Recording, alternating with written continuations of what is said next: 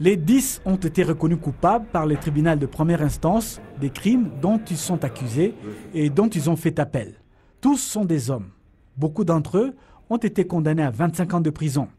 Devant la cour d'appel, leur appel a été porté devant la Cour suprême, mais qui n'a plus compétence de juger de telles affaires. Les condamnés demandent une réduction de leur peine, car dans leur appel, ils ont plaidé coupables et demandé pardon. Abimana Mark, qui a été jugé en premier lieu par le tribunal, est celui qui a demandé la réduction de sa peine. Il a confirmé à la Cour qu'il avait participé à une attaque contre le Rwanda en 2012. Le nommé Mwambusa, Jean-Claude, a confirmé à la Cour qu'il exerçait des activités d'espionnage au sein du groupe armé terroriste de FDLR en République démocratique du Congo.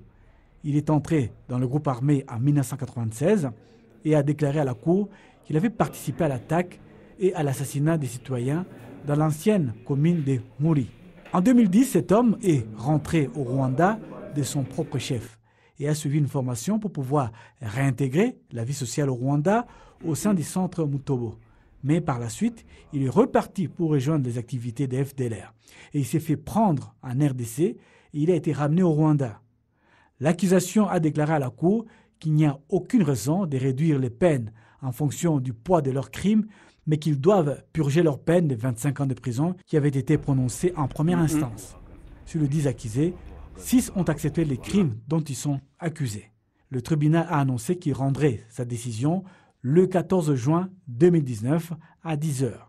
Dans d'autres affaires judiciaires, le tribunal intermédiaire des Gasabo a ordonné à Nganga Ignace, alias Bazeye, et à Sekanabo Jean-Pierre, alias Abega Kamara, d'anciens dirigeants de groupes terroristes des FDLR, qu'ils demeurent provisoirement en détention pendant 30 jours, le temps que l'enquête se poursuive.